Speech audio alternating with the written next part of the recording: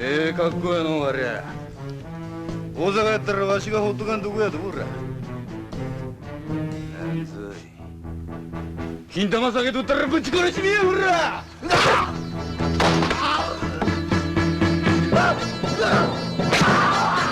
Hey guys, it's Will. It's Hong Kong Cinema Appreciation Society. Welcome back to the channel. If you are new, welcome and thank you for finding us. If you want to subscribe, that would be hugely appreciated. I am here today not with a review, but more of a recommendation. I'm going to try to keep this video relatively succinct. It's a movie that I saw that I absolutely freaking love, that I just really think that everyone should go and see. It's on a phenomenal Blu-ray edition from Radiance Films, which I think is available in both Region A and Region B. Let me just double check here. Yes, it is. The film is Hokuriku Proxy War.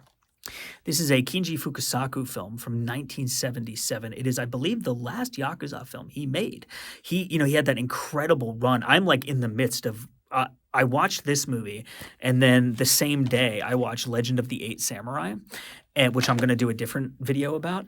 And these films just reminded me of how much I love Japanese cinema and how I haven't been watching a lot of it recently. And I did like a deep dive back. I've watched 16 Japanese movies in the last 2 weeks. So 16 and 14, or I think maybe even in 13 days. I just went on a crazy binge, and I'm like deep in Kinji Fukasaku's like incredible run of 70s Yakuza films. And this movie is just freaking phenomenal, and I like can't recommend it highly enough. And this release from Radiance, the movie looks incredible. There's some really great bonus material, including there's a really cool Akihiko Ito, who is like he's like a historian of Yakuza films. He gives a really fascinating interview about the real people this was based on and crazy shit that happened because this movie came out. It's really interesting, and I highly recommend watching it. So when you get the film, it has this strip on it. This is one of my favorite covers of the year, maybe my single favorite of the year so far.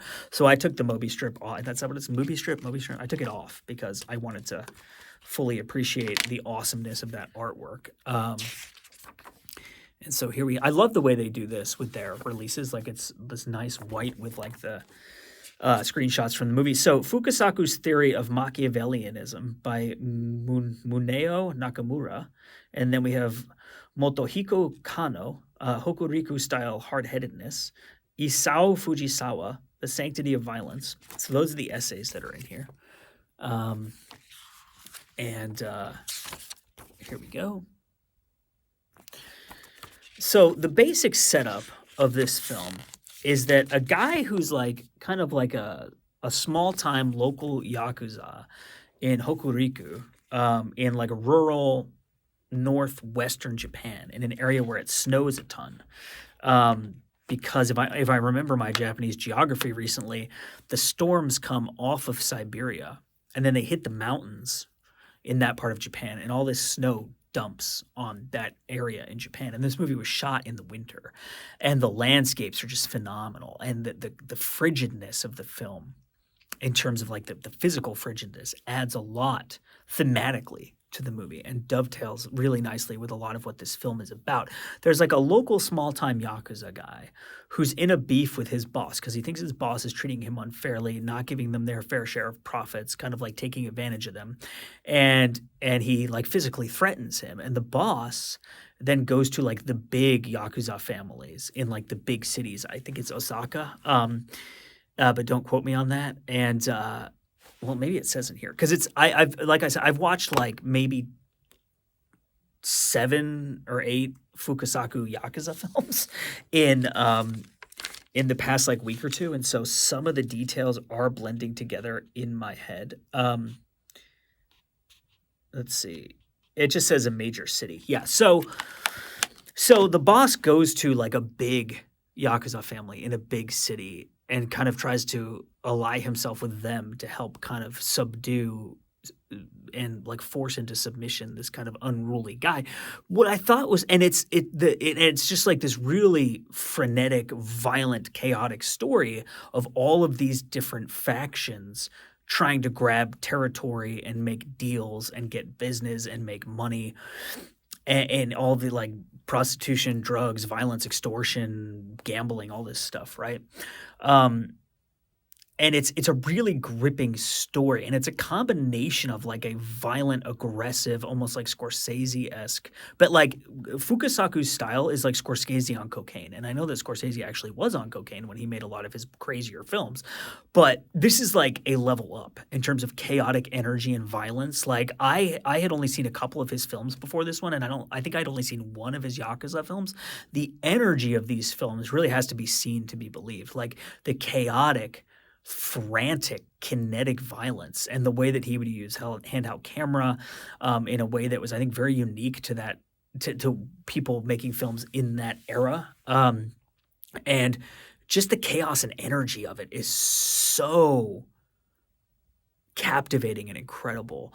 But it's not just energy and chaos. Like this film goes through movements that are really well considered, where it opens with this frantic, chaotic, violent series of events, and then it kind of goes into this more tense, dramatic thriller character-based piece that is kind of like so the other element of this film that I really loved that I see in a lot of Fukasaku's films is almost this like Shakespearean political drama, in a way similar to Election, the Johnny Toe film, where you have a lot of different factions who all want different things, and they're all going between one another, trying to make all these deals and betraying each other, and all this backdoor dealing, and like powerful brokers coming in and being like, you have to play nice with this person, but then that person goes over to this person and was like, you have to help me defeat that person, and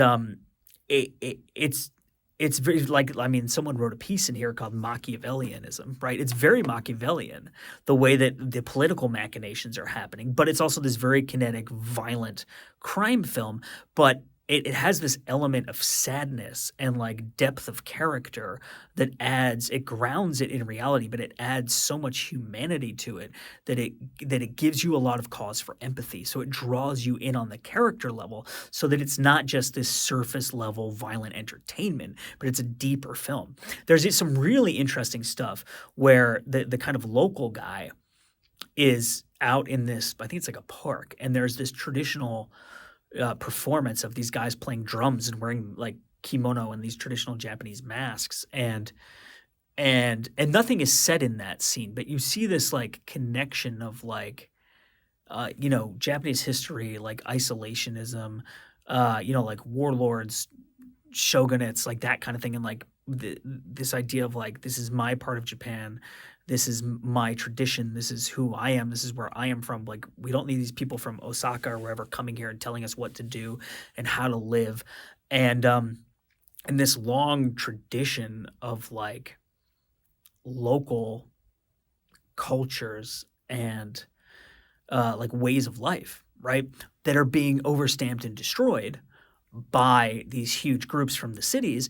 And what's really interesting to me about this, I am very much a nerd for like post-war Japanese history, is you see a microcosm for, I think, both Japanese society and Japan in like the larger global community in the post-war years, in that you have, if you think of these, think of like business, for instance, right? So these huge global corporations coming into Japan, or Japanese companies becoming very, very big and pushing out or buying up or out competing smaller Japanese companies. And so rather than having a plurality of voices, of cultures, of like local ways of doing things, of like local brands and stuff like that, you start to get the era of the national brand, the national way of doing things, the death of a local culture. And then Japan, in the context of the global society and economy, foreign brands and cultures coming into Japan, and international business relationships starting to stamp out things that are uniquely Japanese and creating this kind of homogenized global culture in a way. But, looking at all this through the lens of like local Yakuza in this small area in the 1970s, it's just a phenomenal movie. And it's a really amazing entertainment and a really great character piece that will give you a lot of depth and texture and complexity and nuance, and something to like directly emotionally relate to in the film. There's some really great female characters in this movie too, which you don't get in a lot of these films.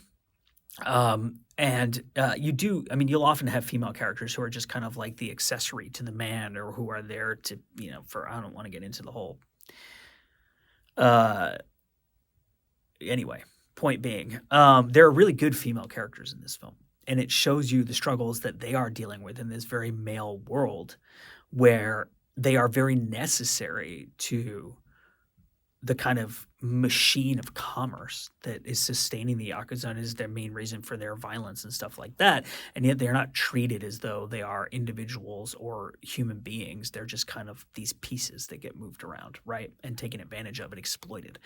And so I really like that aspect of it too. So the movie is Hokuriku Proxy War. Highly recommended. I loved this film. I will be doing more recommendations of Japanese films just because I've been getting so many of them in recently, and I've been going on this tear of watching them. But my name is Will.